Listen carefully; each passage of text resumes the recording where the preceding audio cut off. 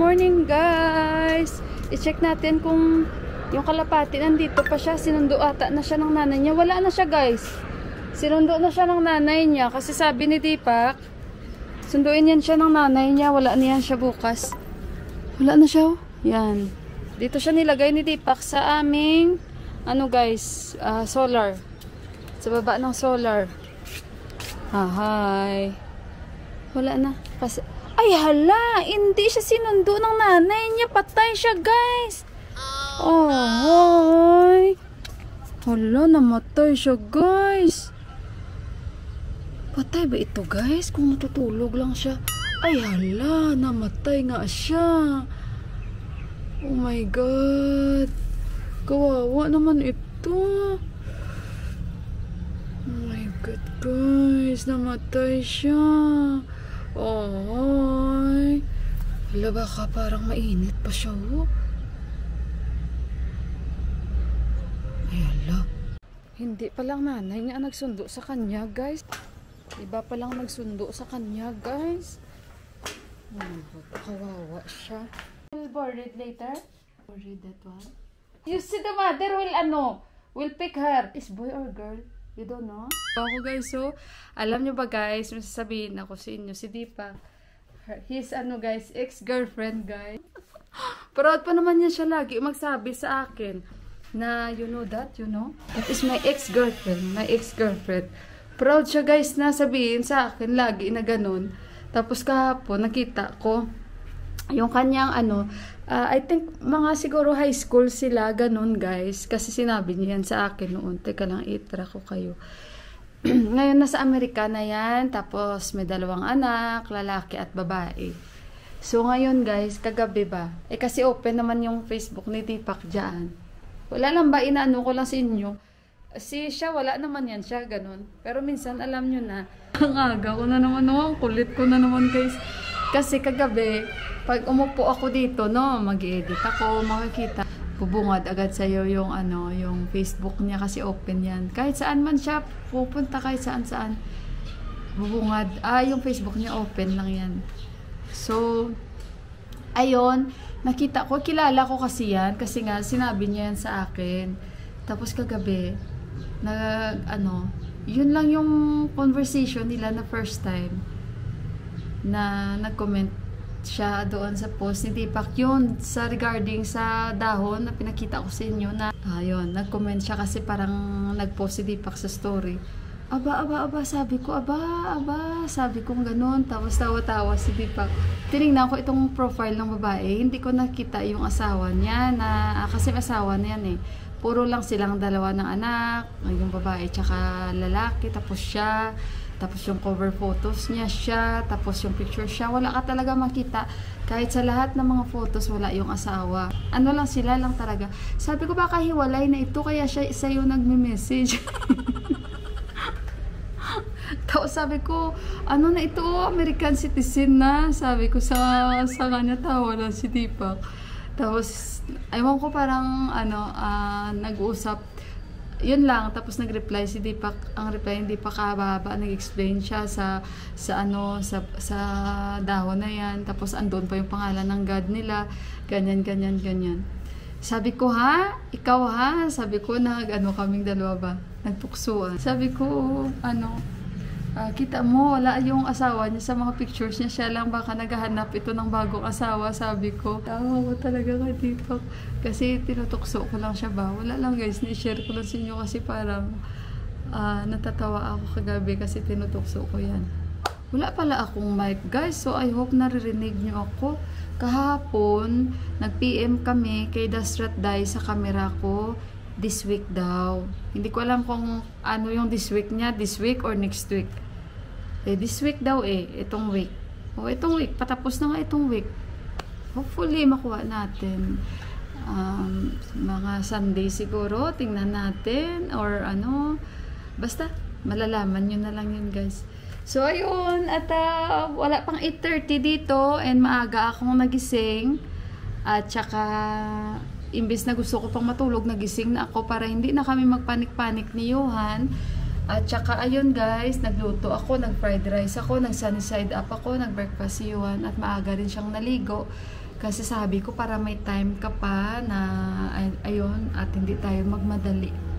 So yan lang muna guys at mamaya-maya ulit balikan ko na naman kayo at happy Thursday po sa ating lahat. Nore.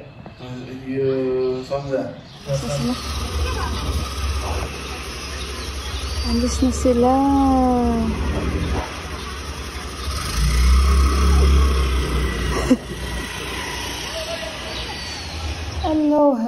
Hello guys. Kain muna ako ng saging bago natin hiwain itong aking mga lulutuin. Umalis na yung bisita namin.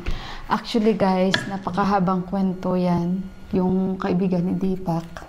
Hindi niya lang yan basta kaibigan guys. Kumbaga, kasi ang kapatid niyan, parang malalim yung relasyon nila ni Deepak. Malalim na malalim. Actually si Deepak guys, marami yan siyang kaibigan. From childhood, friends, na hanggang ngayon, kaibigan niya pa rin. Tapos hanggang sa nag-asawa na, nagkaroon na ng pamilya. Kung manonotice niyo, lagi ako nagsasabi na ito best friend ni Deepak, ito best friend ni Deepak. Kasi talagang marami talaga siyang best friends. Yung talagang mayroon pa yan siyang tinatawag na real best friends niya. Yung ganun. So, minsan ako nga nalilito ako sa dami ng mga ka-close ni Deepak, Siyempre may mga traidor din siyang kaibigan na nag-traidor din sa kanya. Hindi yun guys ma-avoid sa dami niyang kaibigan.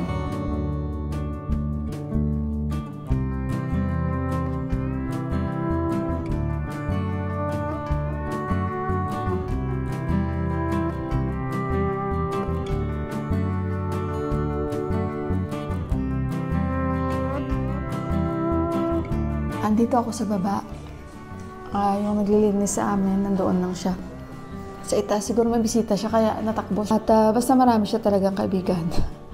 Yun lang, hindi ko na mabilang. At yung mga ka-close niya and real friends niya, marami. At yung mga nakakausap niya, andun sa UK, sa Amerika, yun, tumatawag lagi yan sa kanya. Basta guys, ganyan si Deepak. Sila ni Pesanbay, yung mga naging kasama niya ngayon sa photography, ito lang yan. So, yung bisita natin for today is talagang kababata ni Deepak yan na BFF niya ulit. Marami silang memories, yung mga pictures, ayan guys, silang magkakasama niyan. So, kaya, ayun. At napasya siya dito, gawa nga na malapit lang yung farm niya dito sa ama. Sana yan na yung forever niya, yung dinala niya dito. Kita nyo guys, dinala niya sa amin. Kasi, ka-close kami niyan Bali, may asawa yan siya at may kambal yan siyang anak. Lalaki, 2 lalaki guys. Parang ka-age lang din ni Johan yung 2 kambal or mas si Johan konti. Paano ko ba sabihin? Sino ba kayang nauna sa kanila? Basta hindi naman ganun kalakihan yung gap nila. So may nangyari kasi by the way guys, nagpakulo pala ako ng mint. Tingnan nyo. Yan, napakulo ako. Kasi nga, may regla ako guys.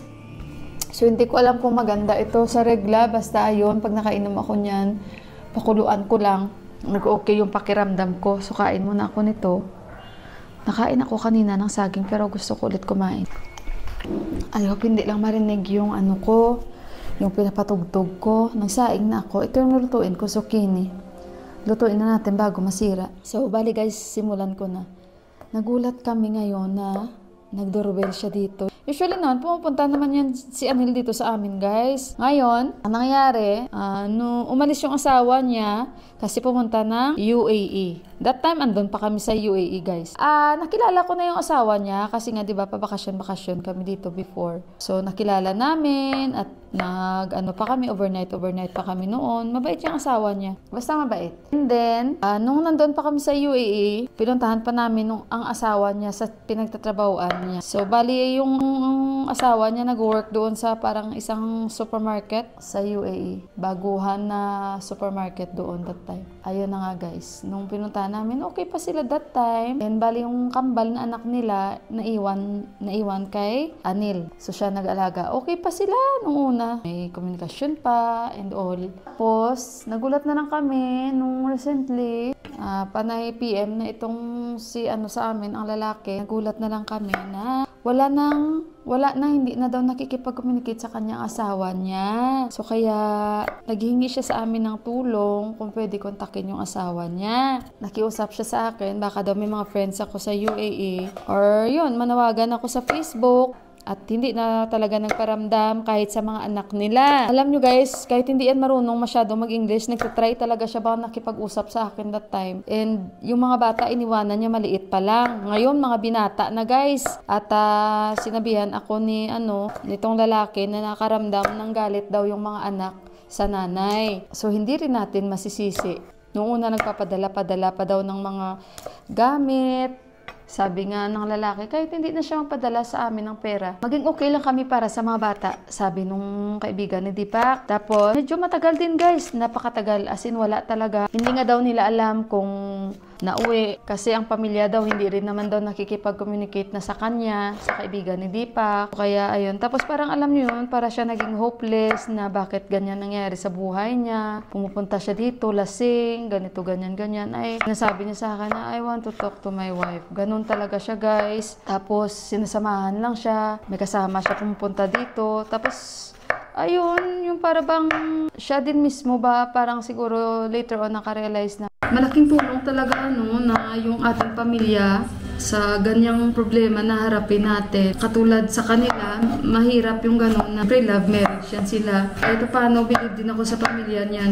Kasi hindi talaga nagpabaya ba. Sinuportahan siya. Kumbaga, kahit ba ang naging siya, kung sinong parito ba, naging matigas ulo niya, ganito, ganyan. Yung dalawa niyang anak, inalagaan ng magulang niya. Yung ganun ba, hindi siya pinabayaan. Lalong-lalo yung kapatid niya na babae na parang sister ni Deepak. So, ayun guys, hanggang sa parang naging okay yung sitwasyon niya. Ngayon, hindi na siya umiinom. Parang napunta talaga siya sa tamang daan, ganun. Hindi ko pala naon yung mic ko. Nakikipag-communicate siya sa pamilya ng babae, pero yung family ng babae parang ang daming excuses. Wala siyang makukuhang balita or ayaw din sa kanya makipag-communicate. Ganito, ganyan, hindi nagsasabi. At hanggang sa siguro sa katagalan, yung nanay niya at sister niya, guys, na nagsasabi na, ikakasal na lang siya ulit. I-arrange ba siya sa ibang babae? Ayaw niya. Ayaw niya guys, kasi antayin niya daw talaga yung asawa niya. So, ayun. So, ngayon, hinayaan na lang siya guys kung ano yung gusto niya at kung kailan yung gusto niya mag-asawa ulit. Matagal kaya guys, ngayon lang talaga yan. Kasi nang tagal talaga. Kita niyo mga anak nila, pinahataan na. Kasi nga guys, nag-hope talaga siya na mag-okay sila ng asawa niya. Uuwi yung asawa niya, na mag-okay sila kasi yung mga bata, ganito ganyan, naghahanap din sa mama nila. Pero wala daw talaga guys eh. Tapos tumatawag daw yung babae, kinakausap din daw yung mga anak, pero siya daw, hindi na talaga daw siya kinakausap ng babae. Nagtataka daw talaga siya kasi okay naman daw sila, pero hindi naman natin alam kung pero siyempre, alam nyo na guys, pag nag-abroad na, mahirap yung bang sa buhay, sa material ng mga bagay. Alam ko yan guys, hindi naman ako nakadanas ng ganun, pero marami ka pang nakilala na pamilyado, pagdating doon, iba na. Yung ganun, hindi naman lahat guys, no? Sa may mga nakilala lang po ako, yung ganun. Kaya, sana lang, no? Kasi, maraming masisirang pamilya pag ganyan. So, ayan muna guys, pinaghalo-halo ko na lang sila kasi ito-pressure cooker din naman natin ito. So, humingi din kasi siya noon sa akin ng tulong para kontakin yung asawa niya, kausapin. Hindi ko naman napunta. Kasi nga, friend lang kami noon. Hindi naman siya siya nag-active sa Facebook niya, wala na. Kasi wala, nag-iba talaga. So, pinaglalagyan ko lang pala ng mga masala. Ganito niya ng kamatis. Yung mga dashi, parang maging sarap. At pepper.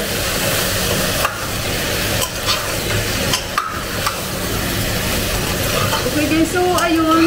Tapos, siya talaga kasi nag-hope talaga siya na uuwi ang asawa niya. Maging okay sila. Kasi mag-asawa sila eh. Tapos, dumating din sa point na pinapauwi niya yung asawa niya. Ayaw nang umuwi. Ito daw talaga balita. Ito yung dashi. Pepper. Hindi, wala ako ng mga. Kasi wala daw talaga balita na guys. Wala talaga. Tapos sa mga anak, parang wala na rin. Hindi na rin siya tumatawag. Yung ganun. Hanggang sa siguro give up na siya. Kasi matagal na eh. Tapos baka yan, nakilala niya itong babae.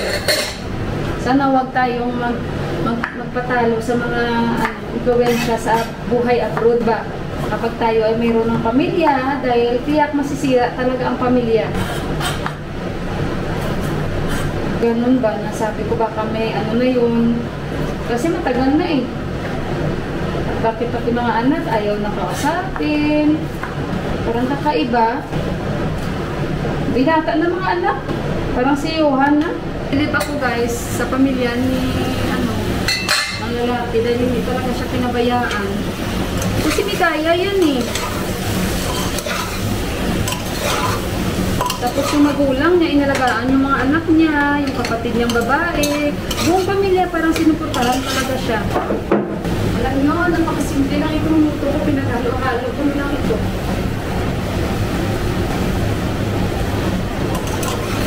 Pagagawa ako ng ginger garlic paste. So, lagyan ko lang ng ginger garlic paste. Add natin konting sabaw. Kasi sasabawan ko rin naman yan. Ganito lang napakabilis na luto. Halo-halo.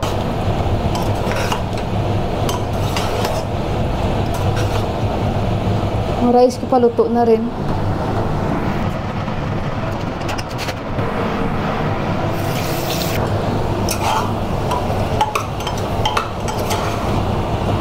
Sabawan natin guys at takpan natin.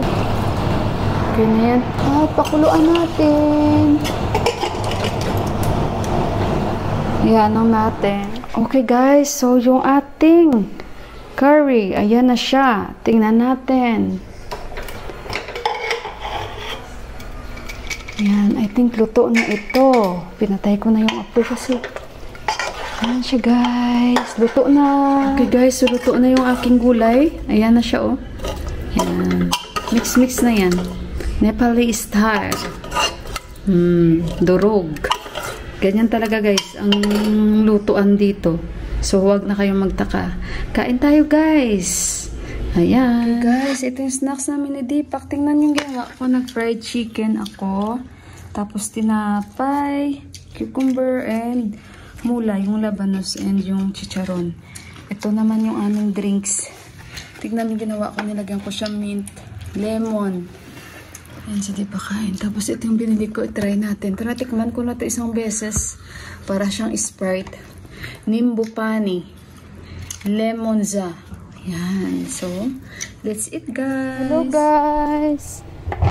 Alas 5 na dito. Kuha tayo ng mga sinampay. Kasi nga, nilabhan ko yun kagabi. Naglaba ako. Hindi siya umulan ngayon, pero for sure, mamayang gabi guys, uulan yan. Hindi naman madami yung nilabhan ko. Maganda yung weather namin. Same kahapon. Kapitbahay ko, nag-ano siya ng kanyang mga pananim. Si Kita Didi. Pala TikTok yan. Pala sayaw. Mas clear kahapon. This time parang hindi klaro. Yung mga bundok. Medyo hindi mo kasi masasabi no kung foggy o ano. Kasi nga pollution grabe dito no. Yan. So kahapon mas clear yun eh. Ngayon hindi. Yung mga bata naglalaro guys. So ang cute nila oh. Teka lang. Diyan sila. Yan sila oh. Naglalaro sila dyan. Ang daming bata dito. Nakakamiss lang sa Pilipinas, no, yung mga bata. Tingnan nyo doon yung bundok, di ba kahapon, pinatingnan ko sa inyo. Kita natin, plus yung Himalayas kahapon, di natin makita. Tingnan nyo. Hindi na natin makita masyado. Clear na clear yan kahapon. Ayan. Ayan. So, kuhanin ko muna yung mga sinampay ko, guys. At, today, ang dami kong shikasin nyo. Actually, si Deepak, may nag-send sa kanya ng mga messages, kaibigan nila. And, may sinabi na, Deepak, dahil, i-check mong website na to. Tapos, ginamit yung mga pictures niya.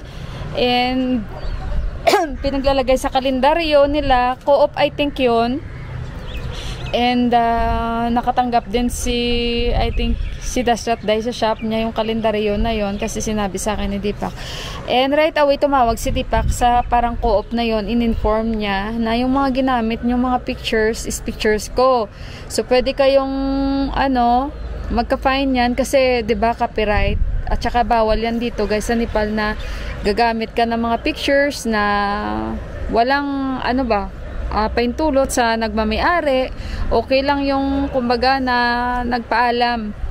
Pero kahit sino naman, di ba? Pero kasi yan pinaghirapan ng tao at si Deepak kasi wala namang problema sa kanya kung magsabi sila, pwede ba namin gamitin yung mga pictures nyo? Kasi hindi naman yan bago kay Deepak na makita yung mga pictures niya sa mga kalendaryo. Pero with consent niya, may paalam or di kaya binibili sa kanya ang mga pictures na gagamitin sa kalendaryo. Katulad yan sa taga-baba namin guys, may co-op yan sila yung bang parang nagde-deposit yung mga tao, parang savings yung ganon.